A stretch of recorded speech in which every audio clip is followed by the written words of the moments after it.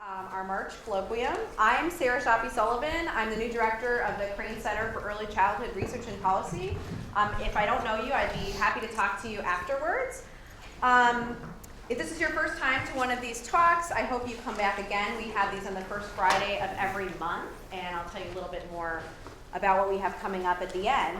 But I'm really excited to introduce our speaker this afternoon, Dr. Xie. I think I said that correctly. I've been studying. He's an associate professor in learning technologies in the Department of Educational Studies in our college, the College of Education and Human Ecology. And his research, I really like this description, the driving force or question behind Xie's current research is how to design, develop, and integrate innovative technology capable of promoting students' motivation and cognitive engagement in computer-supported collaborative learning. And you know what that made me think? I think I'm definitely not doing that in the online course I'm teaching this semester. So I'm really hoping that I can learn more about how to engage students with technology. And today, Dr. Xie is going to be talking to us about students' engagement in e-learning, a preliminary exploration of learning analytics. So take it away. Well, thank you very much for coming. And this is actually my first time presenting in the CCEC's series workshop. So it's my pleasure to be here, and thanks all of you to attend. So she already did all this introduction, so I'm going to jump into my presentation. So this talk is about how do we explore the function of learning analytics in research about students' engagement in e-learning settings. By saying e-learning, I have a good definition about it later on. So during the past century, the advancement of technology has revolutionized human society. It changed many ways in our life. It changed the way we live, the way we communicate. Also, it changed the way we learn. So a Russian psychologist, Vygotsky, highlighted in his writing that the central fact of human learning is the central fact of mediation, describing that subjects and objects are not only directly connected with physical links and actual worlds, but also indirectly connected through cultural artifacts, such as written symbols. Well, the members from our closest species are still rejoicing about their first experience of being able to talk, which is kind of scary. But as humans, we should be really excited about how we have been able to continuously creating new mediational devices that including written language, mathematics, programming, diagramming, maps, and today's virtual worlds and massive multiplayer games. From a historical perspective, human experiences have evolved substantially over the several millenniums without the evolution of our biological substrate. Did I change? Okay, that's ours. So we have now pretty new technology comparing to our old friends. They can talk. They are very happy. And so the first face-to-face interaction, which is the basic level interaction, enables human communication without mediational devices or resources. That's our very beginning of learning and interaction. It wasn't until the second wave of resources in the creation of symbol systems, such as written language, graphs, maps, and mathematics, that creates the mediation layer between people. And then since then, book became a popular media in education. The communication revolution of radio, telephony, television, and satellites was the third wave. And then that's when educational technology started to emerge. And then this field started since then. The fourth wave was the intervention and application of personal network computers, placed an emphasis on web publishing and global search. This set the stage for our next wave, which is the participatory cyber infrastructure, with the participatory technologies such as Web 2.0 tools that we are familiar with, Facebook, social media, blogs, wikis, and massive open online games, all that participatory concept. And then that is at the forefront of our attention. So the big question we continue to ask is what would be the next generation of mediation look like? Because every single wave of revolution of mediation creates a new human experiences. But we should be considering what would be the next mediation that can change our life. And also, how do we utilize these mediational devices has been created to maximize the potential impact on human, as well as the impact on how to learn, how to study human learning. So e-learning is a relatively new emerging field that bridges education, psychology, and technology. And it refers that learning is mediated by network computing and communication technologies. So oftentimes we have distance education, we have digital learning like computer game-based learning, and another form of learning that we all call e-learning. And e-learning offers new learning opportunities that can distribute the learning and experiences over time and space across beyond the classroom and across lifespan. So it's a very broad definition about e-learning. In the e-learning, the interaction between students and students, the interaction between teachers and students, and also the interaction between students and content are all mediated by this technology, especially at our stage, are mediated by the participatory cyber infrastructure. So the affordances of this participatory cyber infrastructure allows us allows the capacity to track and capture human experiences to a fine-grained degree. And we often call this type of data sources as big data. Anyone familiar with this term? Big data is a pretty popular term right now. So to capitalize on this voluminous amount of data produced by the e-learning system, educational researchers started to create multiple approaches and new approaches to actually explore the potential of using the big data to study how humans learn. And then there are two major ways that has been synthesized in the literature. Educational data mining, and which focus on a automated process of using machine learning to extract the features of the data, and then from a bottom-up approach to see what are the rules, associations that we can find or identify from the data, and then build theory upon it. Another approach, on the other hand, is called learning analytics, and which focus more on human-initiated efforts, for example, human coding, and also focus on a broader system-level construct in order to understand and optimize learning and the environment in which learning occurs. Ryan Baker from Columbia University did a pretty good summary about these two approaches. So if you are interested, you can Google him and find his publication on that. So in this presentation, I introduce some of my approaches that I have been exploring about learning analytics with a focus on asynchronous online discussions. So rather than focus on one particular study, I wanted to synthesize multiple studies, and rather than emphasize on the theoretical implications or contributions of my work, I wanted to focus on the analytical approaches that I used to explore learning analytics. And I wanted to make a note that though my approaches are not intended to be all-inclusive, so if you have other approaches to tap in this area, that's totally fine. And then my intention is to open the discussion and exploration of how we can use learning analytics in educational research. Within my research interest, I make two overarching assumptions. So my study tends to focus on these two fundamental assumptions. One is oftentimes humans have latent constructs, psychological constructs, such as motivation, cognitive engagement, self-regulation, co-regulation, and so forth. Those latent psychological constructs would actually influence human behavior, human and social behavior. So from those constructs, then we can actually infer or see the inferential relation to see human behavior exhibition. So we can actually, those are observable variables.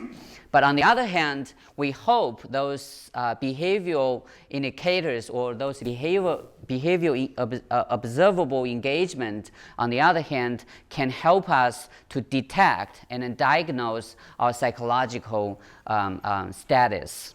Does that make sense? So that's my two assumptions that I think we were able to do that. And in my research, trying to find evidence of these two approaches.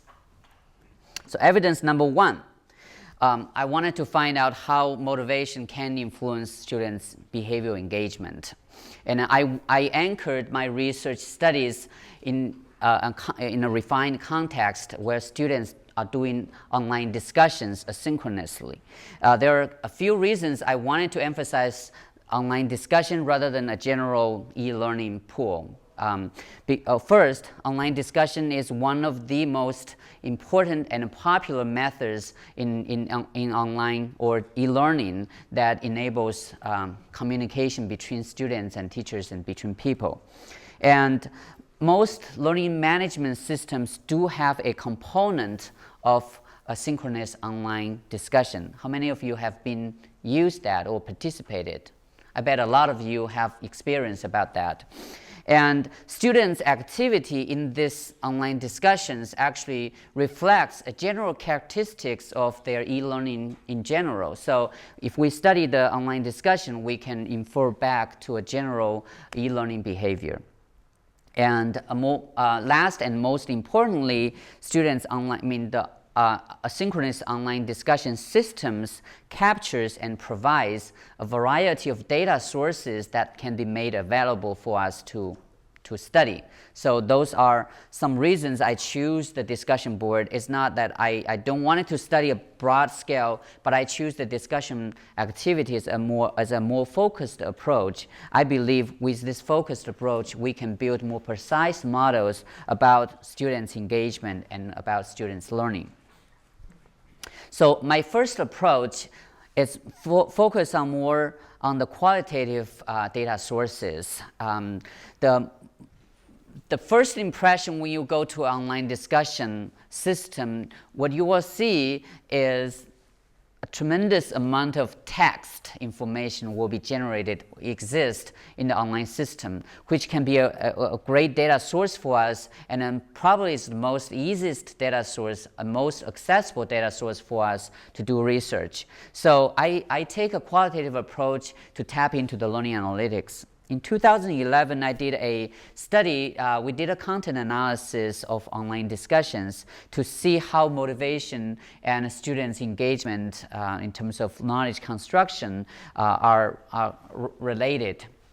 So we developed a content analysis analytical framework for that. I don't want to get into those theoretical part. So if you're interested, my paper actually explained how we came up this analytical framework. And in this framework, basically, we have different categories that we wanted to capture about students' learning, the social dimension, the knowledge construction dimension, and the regulation of learning dimension. And then what we did is we actually reviewed each discussion post and then started to assign different codes to each discussions. And then the purpose for this is to transform this qualitative massive data into numbers so that we can start to build statistical models. And so this is the methods I used, and then it's very labor intensive. You have to read each message, and then you have to code it, and then another person have to read it independently, and then we have to compare the codes. Of course, you have to involve a lot of training before you do that, and then a lot of afterwards discussion to make a consent about the differences of the code. I'll talk about the technical side. So we were able to find evidence that motivation, different aspects of motivation do influence their knowledge construction and social interaction. So we did a correlation and regression analysis. I didn't put the numbers here, but because we've got a long thing to talk about. So I want to show a very interesting part is because all this data have timestamps, and we were able to use data visualization techniques to discover some interaction patterns. So this actually shows two different individuals in the online discussion activities. On the top one shows a highly motivated students in action, and then we have different categories of the codes, and then we shows different person's involvement versus a lowly motivated students in action across the semester. You can see a very distinct pattern of that. We also can see these three charts shows moderator effect. The top one, the yellow dots shows the instructors in action. So that first week was the interaction, was the instructor leaded the discussion. The second graph shows a highly engaged moderator's behavior. So there is one student leader in this discussion that leads the discussion. You can see a very similar pattern to the instructors, versus the lower one shows a low engagement moderator's behavior. You can see that moderator did not really start much conversation, did not foster a lot of discussion in the community. So you can see the moderation effect. But there are more details in the paper I don't want to cover. After that, I was we also was thinking how this type of learning analytics can explain and can be combined with other qualitative approach. So in another opportunity came in 2013, I taught a class, and then somehow in the class there was a very ugly conflict and an argument and a fight among my students. And then after the fact, and then I talked about this class with a couple of graduate students. We came up a really good idea to study this because it doesn't happen all the time, which gave us a really good opportunity to study how the social conflict is actually evolved throughout the semester. So we went through a very traditional qualitative approach, did all this open coding, iterative, comparative coding, and then summarize. So we came up this theoretical framework using a very traditional qualitative approach.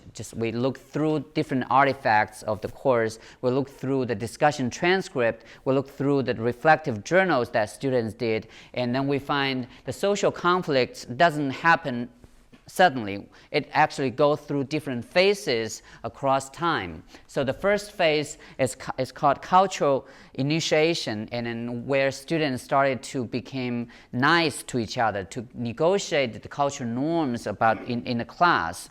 And then the second phase, then they entered into what we call a social harmonization cycle, where students have disinhibitions, conflicts and tension, and then have normalization. Disinhibition is interesting. It's what students what students do online, which they normally wouldn't do in face-to-face settings. So there are two types of disinhibition. One is benign disinhibition, which is the positive side. So those shy students started to speak out, and then versus toxic disinhibition, those students started to use aggressive language and then emphasize on argument and conflicts. And then we do find those toxic disinhibition do create tension. And then even though the benign disinhibition creates some tension, especially when their opinions are different, so there are tensions involved. Tensions create conflicts. There are social conflicts as well as the cognitive conflict. But we also find it's very important that the community seems to be able to normalize the tension very well. So it goes through this cycle. Even though they have different disinhibition, they have tension, they have conflicts, they seems to be able to normalize that conflicts within the community without external intervention. So we discovered there are many techniques that the students, the community can use. Practice of netiquette and direct apology, clarification or reoriented to learning, focus on learning, and or just keep silent. And those strategies seems to work well. But in this course, suddenly there are a couple of weeks, and then students just started to fight each other. They started to attack each other, said you're stupid, or that type of language started to emerge. So that's when we realized the conflict started to escalate. The norm of this community couldn't constrain those conflicts anymore. So that goes to that conflict escalation phase. And then, over time, there's external intervention started to play. The instructor started to jump in and calm down the class and then tell them what to do, which is me. I did that. So, and then we were able to back to this normalization, harmonization cycle, and then until the class adjourns. So that's the traditional part. What's interesting is we decided to do a separate analysis on the same on the discussion transcript. So we did this content analysis. We created a content analysis framework focused on the social interaction and learning interaction. And in the social interaction, you will see there are positive versus negative side of social interaction. And it's a totally separate analysis. We did not. We actually used different people to code all these messages. And then with all this data, all this analysis, we transformed the text, the corpus data, into quantitative data with timestamps. We were able to find that students actually spend the majority of their time and energy on learning interactions. So 75% of their interaction focus on learning activities. Well, 25% of their discussion is about social, either to trying to establish nice connections between each other or to argue each other. So this 5%. So a very small amount of interaction occurs to be the negative conflict, but and some of the interaction, the negative interaction is not even observable. But we shouldn't just ignore that. Oftentimes, a lot of people ignore this 5%. Small proportion, ignore. But we can see how significant this 5% totally changed the culture of the class, totally changed the orientation of the interaction. So we plugged all this coding data and then into a timeline map. So we were able to build this nice, we call time charts. I don't know how to call that, but we were able to visualize the interaction through these methods, and we were able to actually identify specific periods of interaction. First, that maps our qualitative finding. The cultural initiation, you can see distinct patterns. People spend, the blue line is the positive social interaction. You see, students spend a lot of time actually establish the good relationships. Actually, at the beginning of the semester, student tends to want it to be good, behave well. And then you can see the knowledge construction started to grow. And then in the middle part, the social harmonization cycle, you can actually see the red line is the ugly part. So you can see the social conflict starts to wave and increase. They're not increase in a line, but it's a waving part. Why is that? Because they kind of can normalize in themselves. And also you can see the majority knowledge construction happens in this social harmonization cycle. That's why we think this social harmonization cycle is so important, critical for learning. It's because the majority of interaction happens here.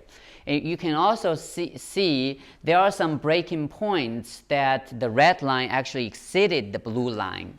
And then that echoes our qualitative analysis. There are two breaking points of the semester that the conflicts started to escalate. And especially happened the second time. The conflicts were, the escalation was so severe, it far reached the other normalization and positive relations. That means the classroom culture cannot constrain the conflicts anymore. It started to break out. And then we can see how severe that breakout influenced the learning, and then all this learning activities started to drop.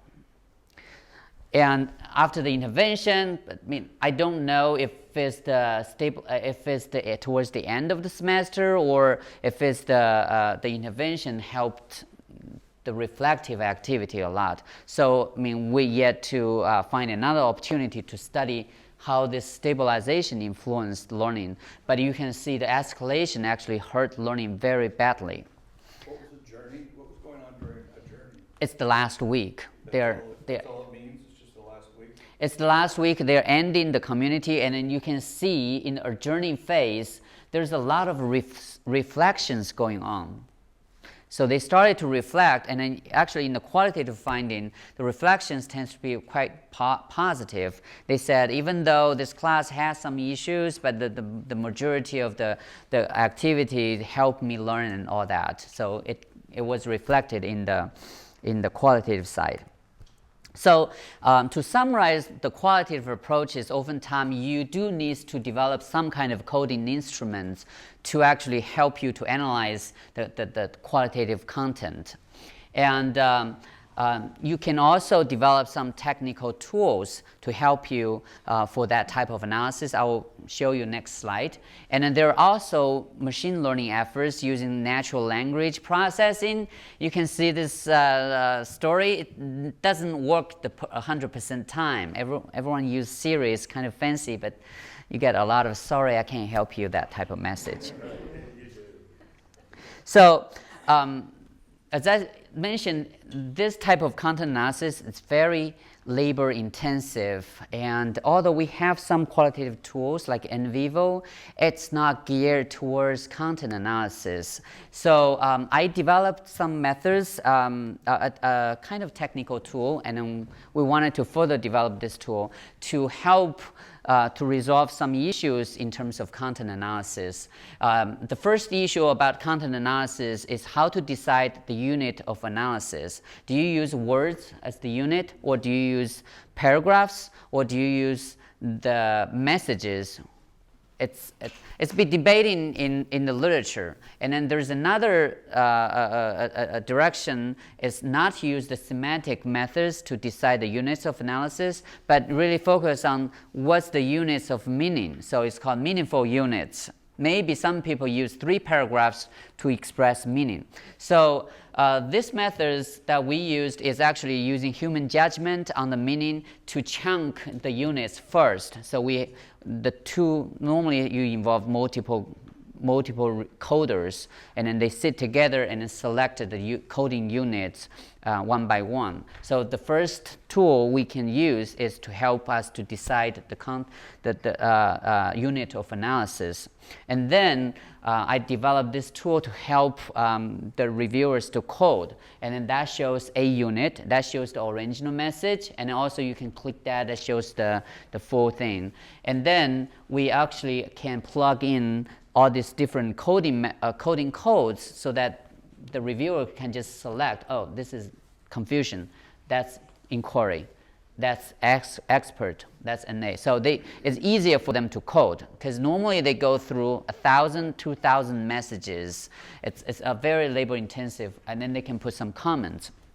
And after that, the algorithm can actually pull all this coding together to help to calculate the iterator reliability, and also to identify the differences between 2 coders. Oftentimes, in my methods, the 2 coders needs to come together to review the differences code. They don't have to go through the original 100. They may have 100, original 1,000 messages, but they only have maybe have 10 messages that have different codes. And then this program automatically will filter the differences and then ask them to recode or get an agreement.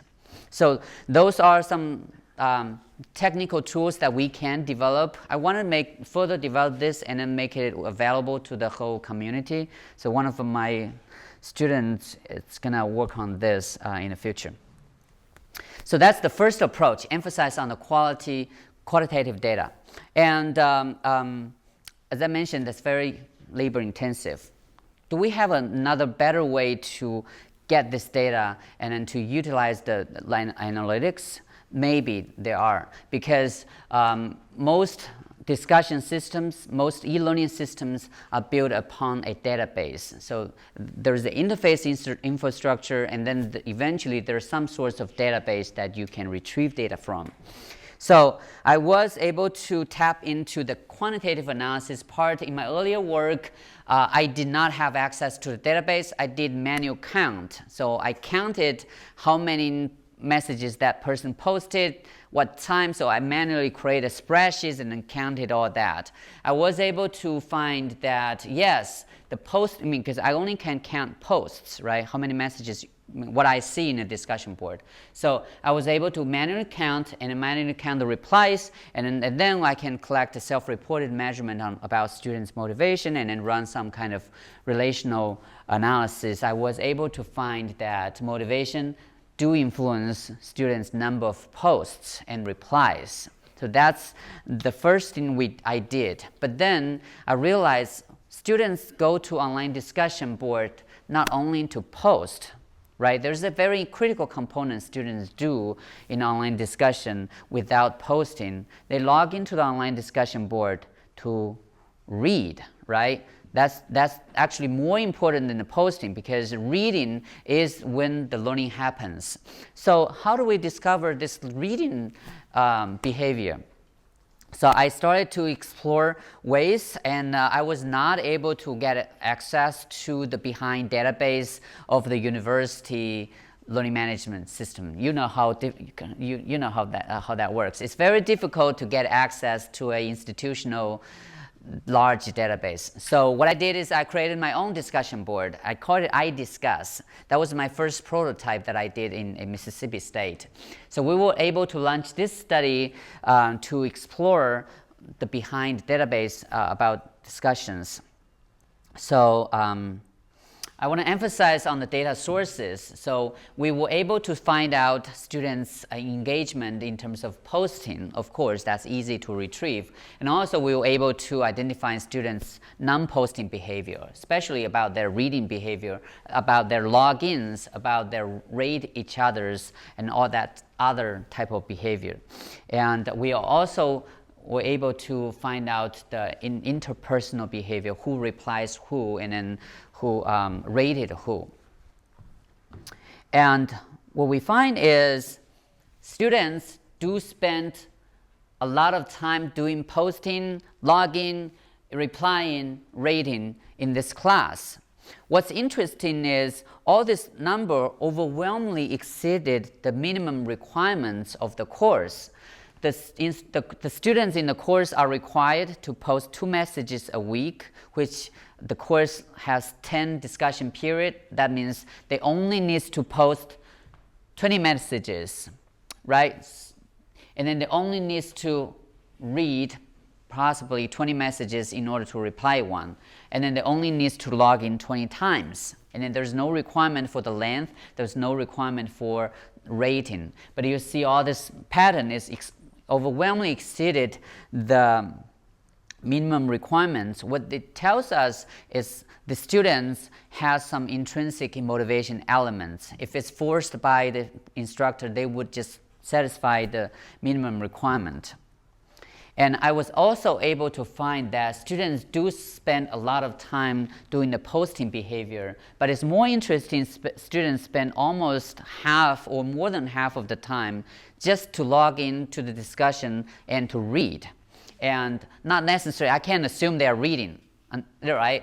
But I did some correlation analysis, and then we were able to find there's strong correlation between their non-posting engagement versus posting engagement. All of them are highly correlated.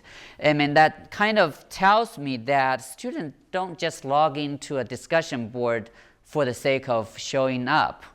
They eventually do something. They read, and then they eventually post.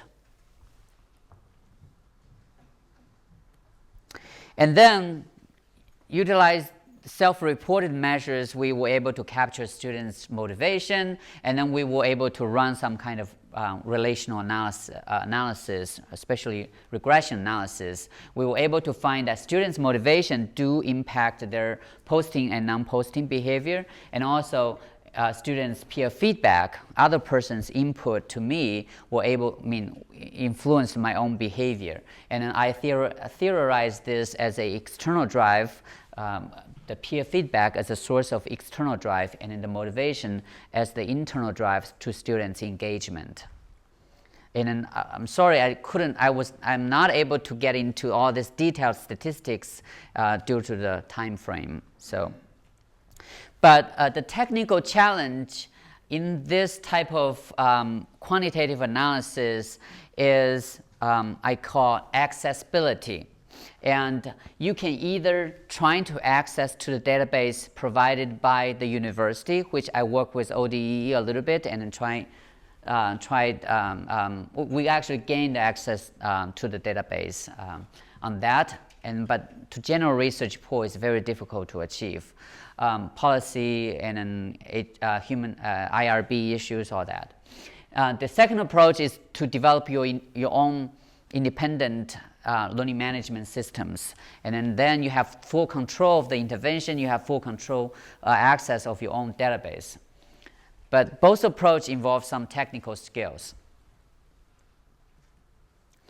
The third analytical approach I wanted to talk about is from a social relational aspect, because if you recall, the first two approaches emphasize on the quantity and the quality of the post. That's very individualized analysis, but in online learning setting, oftentimes students are situated in a social context, so we can't ignore the social aspects of learning.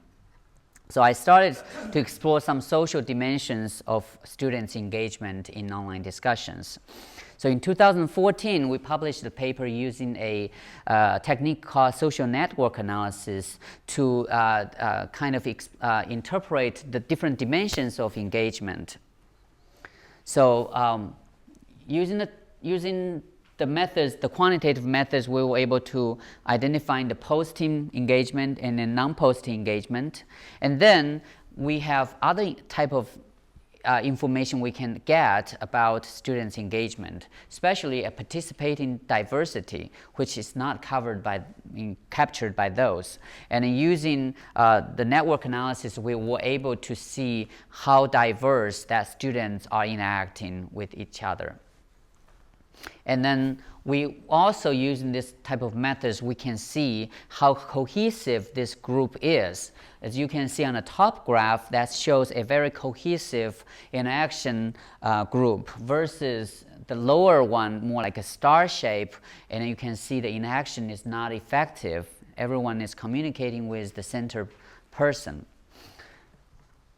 And then the last variable I wanted to introduce is interaction attractiveness. This very interesting construct I wanted to study, because in the discussion board, some people are just more popular than the other. I wanted to see what kind of factors actually make people more popular. We named the term interaction attractiveness. So this network analysis have some basic features. I didn't tap into those advanced analytical, the indexes that we can actually retrieve. So basic indexes we can retrieve are density, how dense the network is, and then centrality of the individual. The center you are in the network, the more important, the more influential you are. So we have the out degree centrality, shows how diverse I outreach to my peers, and an in-degree centrality means how I can attract incoming messages.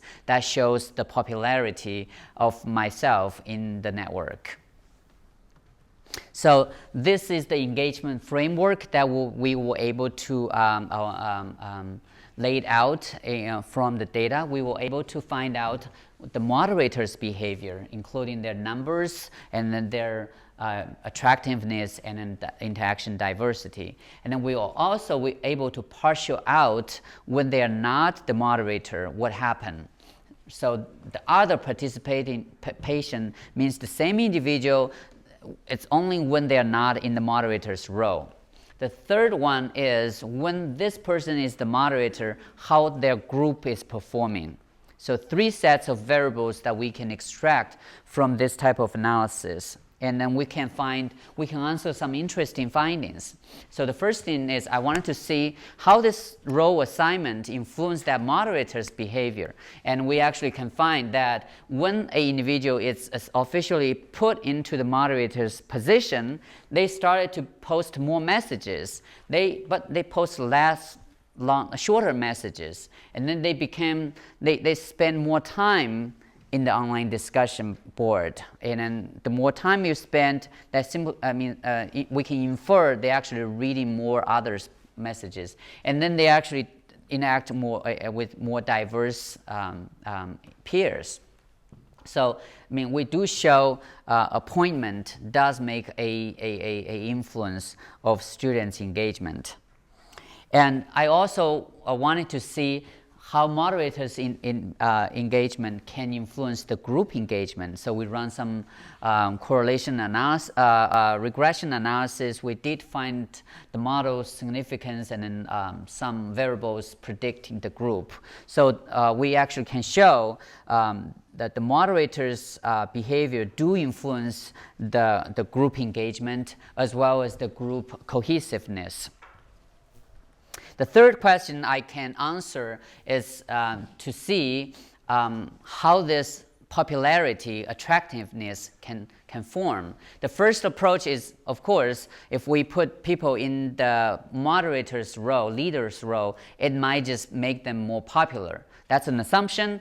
The data actually do support that. So the t-text shows that when the individual became a moderator, I compared when they are moderator versus when they are not moderator, you can see they suddenly became more popular. But what else? It does make sense the special role assignment influence their popularity, but can they use their own efforts to make them more popular? It does make sense, right? So I actually run some analysis. I want to see whether the personal interactivity can increase or relate it to my attractiveness. So I run under 2 conditions. When they are the moderator, it's not that much significant relations. It might be because the external moderation role influence all this relationship. It's very strong influence. But then this is more interesting. It shows that if an individual has a lot of interactivity and then they tends to be more popular, well, versus if you post super long messages, you're less popular. Look. And the last question I wanted to answer is to see what are the quality characteristics of moderator can really influence the group performance. So we selected 2 distinct cases among all these discussions. One is highly indensed case, highest indensed case versus the lowest indensed case. You can see their social structure is different, their participation numbers are different. We also did qualitative coding, and we were able to identify a set of qualitative characteristics of the moderator that can influence the discussion. So you can retrieve those in the full paper. To summarize that, I wanted to when a student is appointed, they tend to post more, stay in the discussion longer, interact with others more diversely, and became the center of the network, like this individual is doing. But we also discovered there are some other things that's not following this diagram. And for example, this group in action, you can see there are the green ones are the assigned moderators. So the assigned moderators do have some leadership roles, but they also have other folks that's more inactive. And even shows in this graph, and then that's assigned moderator, has been replaced by an emerged leader. So we were thinking in this group network, learning settings, there are appointed leaders at the same time. There might be some emerged leaders. So we were able to do a study about emerged leadership, and we will present it at the AERA conference. So in this talk, I don't want to tap that, but we were able to use this technique to study emerged leadership as well. The last approach is to use techniques to capture offline learning analytics, because the first three we were only studying the conditions students are interacting online, are mediated by some kind of network. What if you are just in a face-to-face classroom settings, and then I'm trying to design some methods that we can capture this offline interaction, offline engagement. So this might be interesting to CCEC folks. So this is a project that I collaborated with Laura. We are developing. She had an early children reading intervention called Read It Again, and it's a paper-based intervention, and we are developing a mobile version of it. In this mobile version, we actually have a lot of features built in to track the teacher's engagement as well as students' engagement. For example, in this first diagram, we have a lot of checklists, and every time you touch the mobile device, it tracks the analytical data. And this part, and then the teachers actually can track in the moment students' performance. And with this mobile device, we were able to do that. And then in the last diagram is after we get all this track, and we can do visualization of the data to show the teacher their students' performance, and then provide guidance to the teachers so that they can provide differentiated instruction to the students. So I don't know if we have time to do a little bit demo. We actually developed a web version. Laura is here. She might be happy to see that of this Read It Again mobile. I have to point my student Shimbo. He did all this technical side.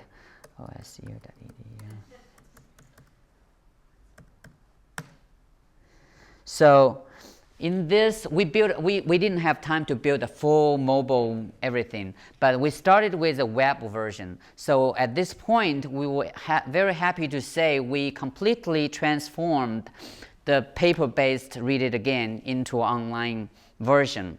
And it needs a lot of interface polishment, of course, but the basic features here. So for examples, the teacher can create their own account and then see their own classes. So that's one teacher, and that's the two classes they have. And if you go to the class, and then those are the 16-week lessons, and then you can see each lesson and follow the instruction to implement the lesson. And that's one of the scaffolding methods that the Read It Again use. And we also can do implementation notes after the lesson has been implemented. And we can manage our students. We can add more students. We can delete students. We actually can do pupil progress checklist, and which is designed in the Read It Again mobile. So this is our preliminary work about that, and in the future we wanted to do a fully mobile version of that, and then so that we are able to track some students' engagement data offline. We also can track the teachers' implementation data to ensure the implementation fidelity of this intervention. So that's one thing, and so that's the early children part. And I'm also involved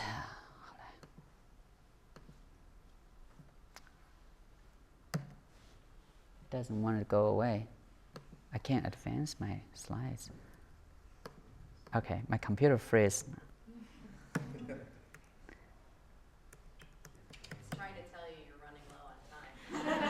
Right. So, just I had some nice slides, but anyway, so I was involved. I mean, developing another app as a mobile device that we are implementing a method called experiential sampling, because we wanted to capture students in the moment study emotion, motivation, and strategy. Because often in our field, when we study their motivation and engagement, we do pre, post, or track 3 times, but we never be able to track the fine-grained data.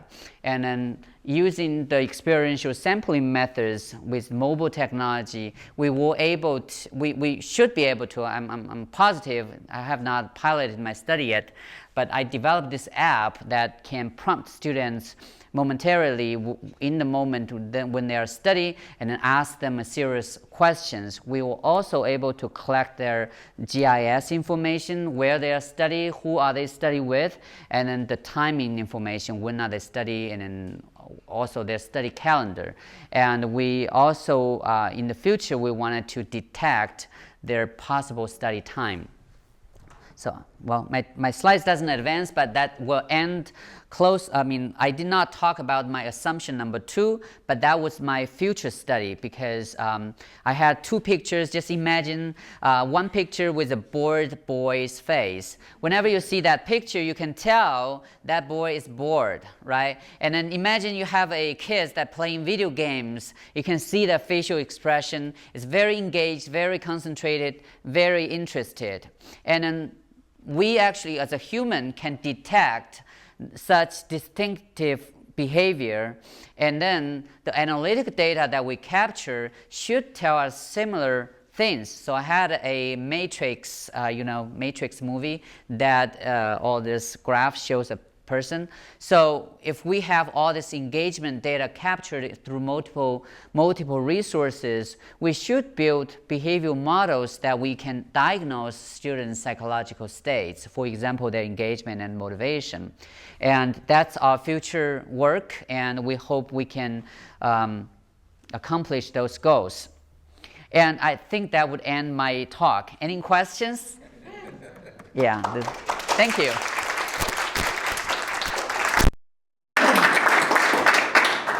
Have a few minutes for questions.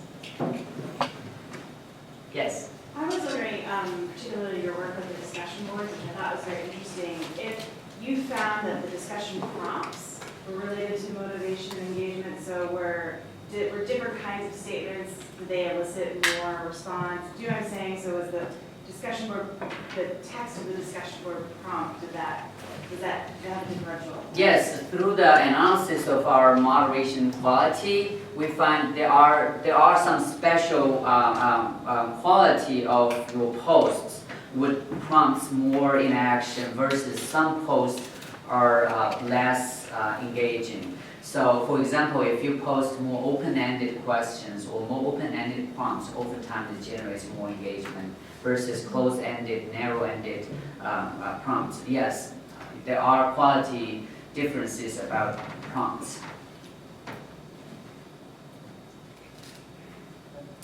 Also a question about the discussion boards. It was interesting that the role kind of influenced engagement, which makes sense. Was there any lingering effect of that? So being a discussion leader 1 week, was I more engaged for weeks after that? That's very, we were not able to, because all this data are very complex, nested with each other. There are some methodological issues we were yet to resolve. I was not able to study the time influence. But that's a good point. Yeah. About the discussion board too, you mentioned that it's so interesting, but you probably I missed it, but you just mentioned the differences between male and female, and I wonder if like you just mentioned the context, it's just female and male, and I wonder if you have more information about like the diversity of the background of the students there. Like whether their level, Yes, that's a very valuable topic to explore. It's not within my interest to study gender differences versus ethnic background differences, but there are a group of researchers that they do similar work. I did not study the differences between male and female. So I'm really interested in the moderators. What are the moderators told to do in these kinds of courses or situations? My discussions don't have moderators, but now I'm thinking I really need them. Yes, peer moderation is a very popular strategy to do online discussions. And in this particular study, students each student was assigned to moderate a discussion for a week. And they were asked to prepare the discussion in advance and discuss the strategy of their moderation in advance with the instructor. And of course, the instructor is more behind the theme and watching the discussions and then make sure everything goes well. Yeah, but it's a very popular strategy, and the research actually shows if you do peer moderation, sometimes it can be more effective than teacher-lead interaction. I have a question. Yes. Did you choose the groups for the students, or were they allowed to choose their own groups in that moderating? Well, in this particular study, well, I have multiple studies, but in one of them, they don't have a choice. The whole class is the group. Oh, Yeah, they just rotate to be the moderator, and then they just join. Because the size of the class, and the literature shows what's the good size of a group. It's about 10 people in a group would be. I mean, I don't know. I don't want to misquote, but there is a size that needs to be there to achieve active discussion. You can't just have 2 people in a group or 3 people in a group. It's very difficult to achieve that robust knowledge construction. Well, the phenomenon of the interaction with faculty, it just is fascinating to me. And I've noticed that students actually, I'll have 2 or 3 students actually click up in my online class in a discussion board and think they answer each other, but nobody else. Does that happen to anyone? And I'm wondering why. There are some methods we can explain that. Social network analysis, actually there is neighborhood detection. Actually can see what are the communities within the larger community.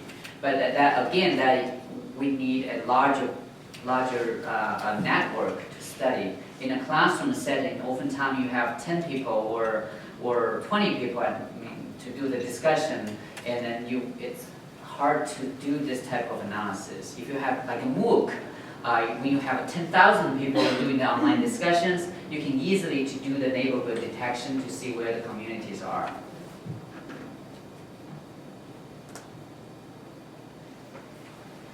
In the discussion forums, those times when you had like those tension points, did you find that those students that started to cause attention never been in a online discussion before, aside from social media, where they're allowed to express what they want, or? No, that particular individual, he was in a teacher education class, but he doesn't associate him with the teacher. He feels himself as a stand-out person. He have a different opinion about teachers. That's why I think in our qualitative analysis, we kind of find out what the behind reason of this social conflict. There are some issues related to his perception about their peers. It's not because he never attended an online class before. Any more questions? One more? Okay. Well, thank you again.